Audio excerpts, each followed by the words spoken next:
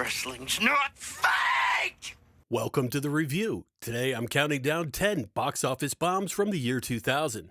Let me know in the comments which one of these deserved better, and which ones got exactly what they deserved. Number 10, The Flintstones and Viva Rock Vegas. What are you doing here? I am here to observe your species' mating rituals. So, get to it! The Flintstones and Viva Rock Vegas tried to bring the prehistoric magic back to theaters. This prequel to the 1994 live-action Flintstone film takes us back to before Fred and Barney were married, showing how they met Wilma and Betty, and how they all fell in love. We even get the Great Kazoo popping in because why not throw an alien into a Stone Age love story? Actually, it's Gazoo. Gah. Let's all say it together. Silence! This time, Mark Addy stepped into Fred's big feet. Stephen Baldwin played Barney. Kristen Johnson became Wilma, and Jane Krakowski rounded out the group as Betty. One big change, no Steven Spielberg this time around. He'd been an executive producer on the first film, but he sat this one out. The original Flintstones movie from '94 was a huge hit, pulling in an incredible $358 million worldwide. So Universal thought the franchise still had plenty of gas in the dinosaur tank. They even planned 2 sequels, until John Goodman refused to return as Fred, worried about being typecast. That's when the studio decided to roll with a prequel instead. Released on April 28, 2000, Viva Rock Vegas opened decently, $10.5 million in the number 2 spot at the box office, but quickly ran out of steam, ending with just $59.5 million worldwide on an $89 million budget, a far cry from the first film's success. Without the original cast, the movie just didn't have the same charm. Critics took their clubs to it, earning the film several Golden Raspberry nominations and a few nods from the Stinker's Bad Movie Awards. It turns out, even in the world of cavemen, you can't simply dig up old success. Number 9, Ready to Rumble. Wrestling's fake. Wrestling's not fake!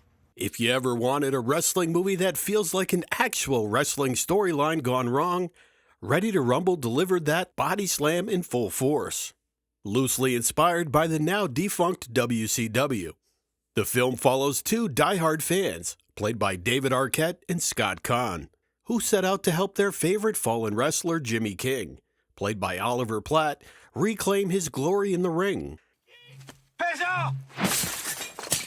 The movie also brought in several real-life WCW stars like Bill Goldberg, Diamond Dallas Page, and others, blurring the line between wrestling fantasy and movie fiction.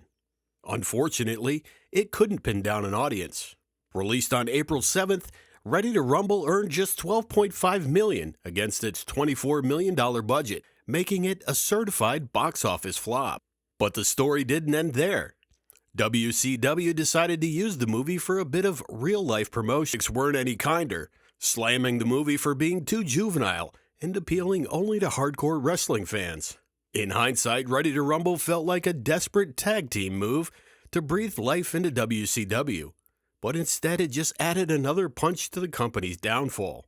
Less than a year later, WCW was sold to its rival, the WWE, ending an era, and leaving Ready to Rumble as one last bizarre chapter in wrestling's strangest storyline. Number 8, Dungeons and Dragons. Before Game of Thrones made fantasy cool again, Dungeons and Dragons tried to roll the dice at the box office, and came up snake eyes. Based on the legendary tabletop role-playing game, the movie follows an empress who seeks a powerful mythical rod to defeat an evil wizard. Along the way, she recruits 2 unlikely thieves to help save the realm.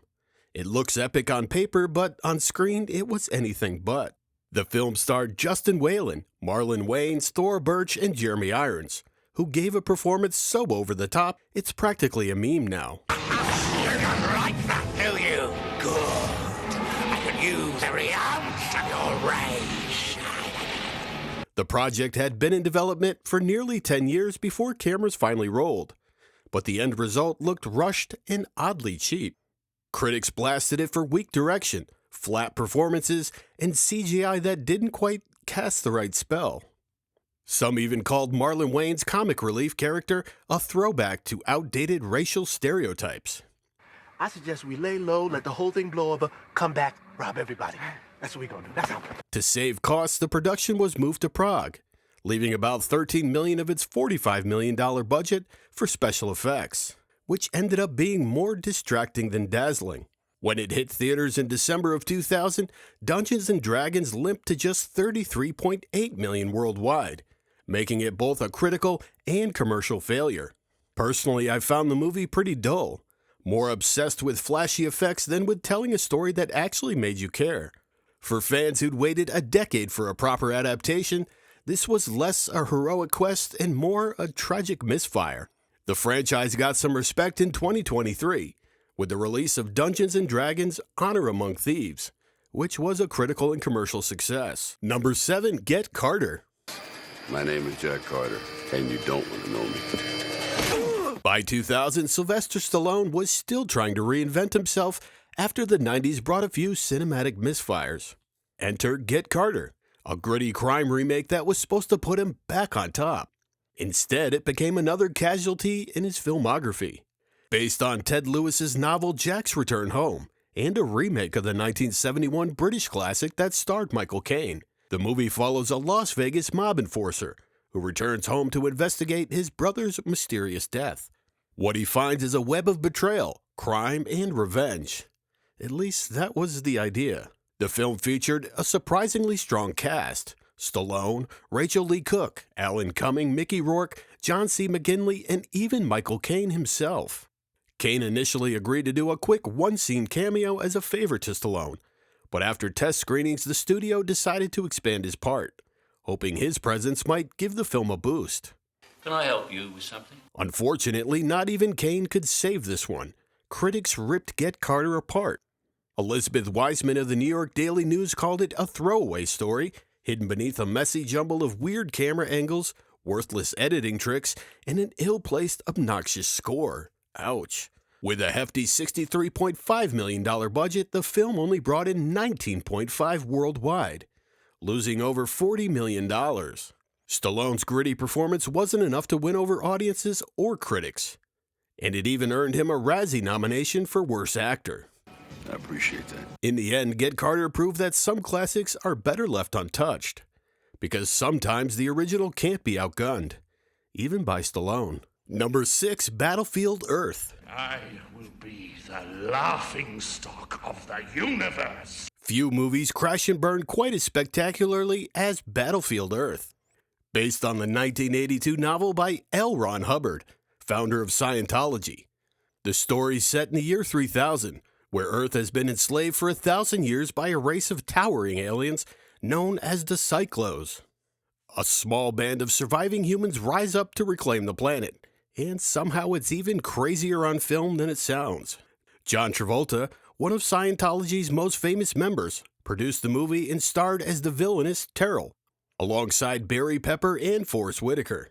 After the massive success of Pulp Fiction, Travolta used his renewed star power to finally bring Hubbard's book to the big screen, even asking Quentin Tarantino to direct at one point. Tarantino wisely passed. Do you know how long I've waited for this day? Released on May 12, 2000, Battlefield Earth opened decently at first, $11.5 million and the number 2 spot behind Gladiator.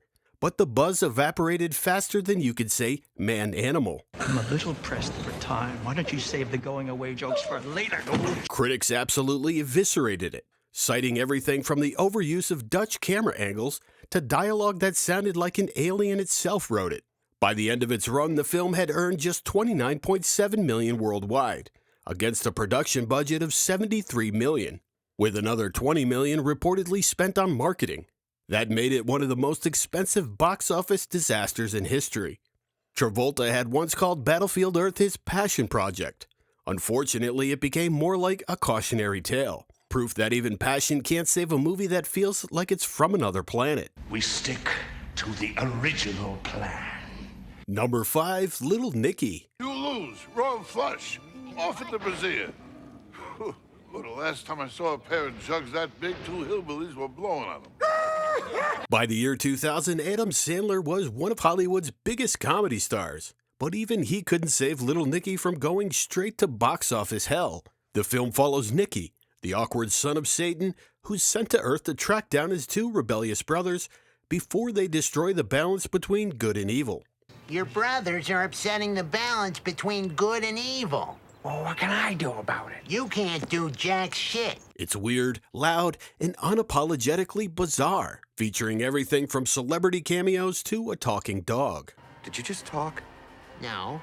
Released on November 10th, 2000, Little Nicky debuted in the number 2 spot, right behind Charlie's Angels, pulling in $16 million during its opening weekend. But that infernal momentum didn't last long.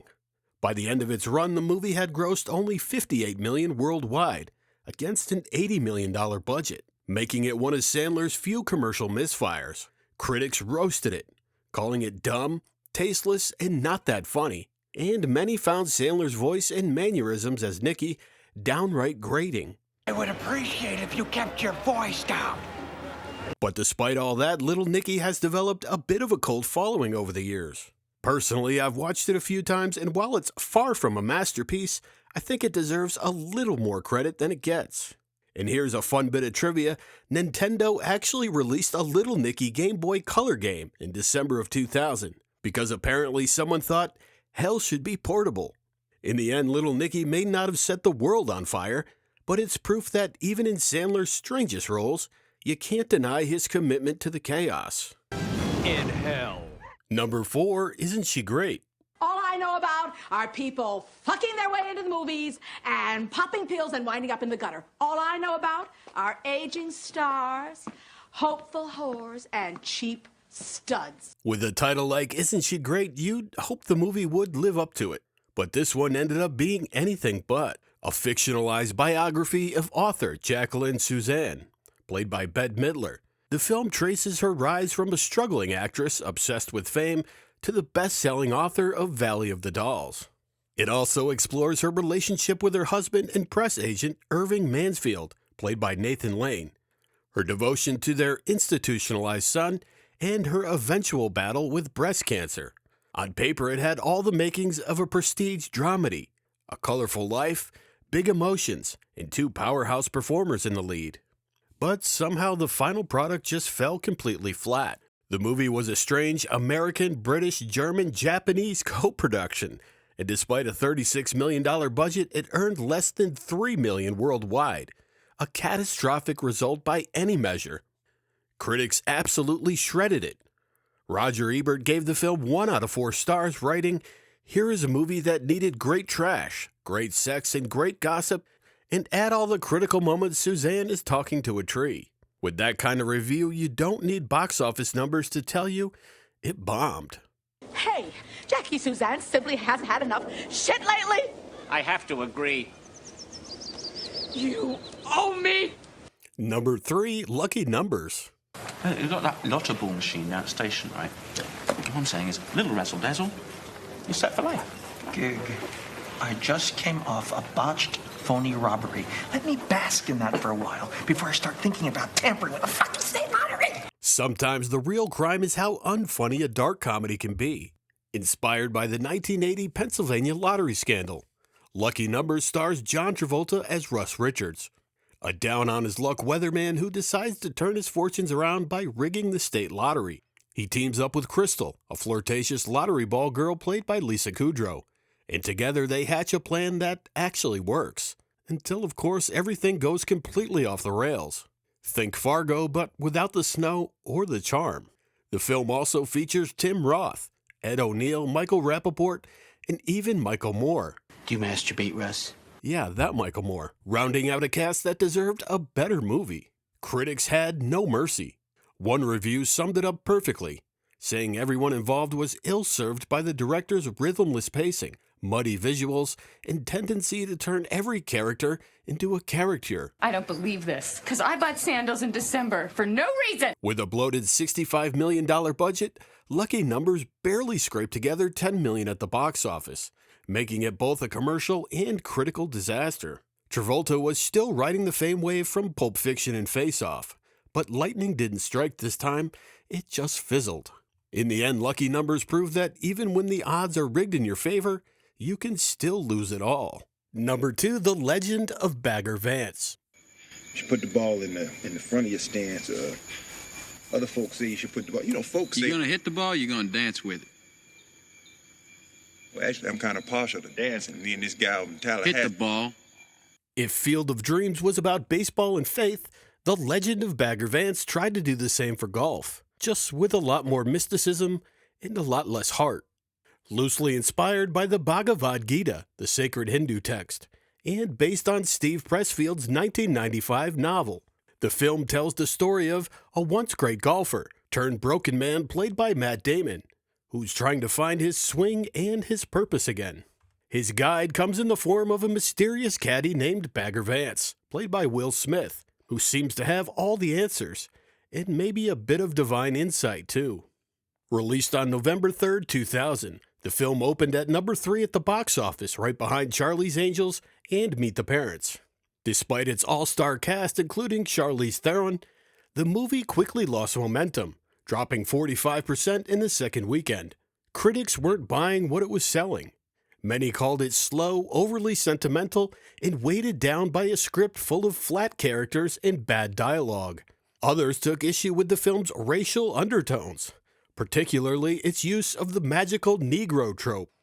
Director Spike Lee even singled it out, saying, "Blacks are getting lynched left and right, and Bagger Vance is more concerned about improving Matt Damon's golf swing." With a whopping $80 million budget, The Legend of Bagger Vance only managed to gross $39 million worldwide, making it both a financial and cultural misfire. It had star power, spiritual ambition, and beautiful cinematography.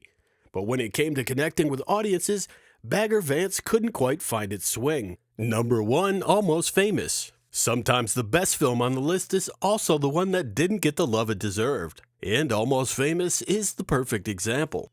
Written and directed by Cameron Crowe. This semi-autobiographical gem is inspired by his own experience as a teenage journalist writing for Rolling Stone in the 1970s. The story follows William Miller, a young music fan who gets the chance of a lifetime to go on tour with an up-and-coming rock band and write about them for the magazine. The fictional band, Stillwater, was a blend of the real rock groups Crowe toured with during his youth, and through them the film captures the messy, magical chaos of life on the road, fame, and finding your voice.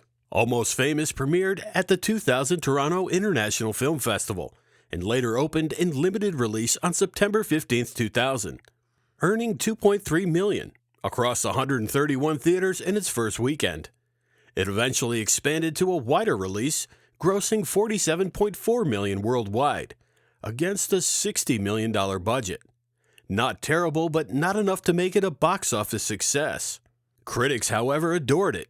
The film was showered with praise and went on to be nominated for over 100 awards, with Cameron Crowe winning an Oscar for Best Original Screenplay. Audiences may have skipped it in theaters, but over the years, Almost Famous found its audience, becoming a true cult classic and a love letter to rock and roll, youth, and the bittersweet journey of growing up. It even found new life on stage, making its Broadway debut in November of 2022. In the end, Almost Famous might not have rocked the box office, but it absolutely rocked our hearts. And that's the kind of flop any filmmaker would be proud of. As always, thanks for watching. And if you've enjoyed this video, please subscribe for more videos just like this.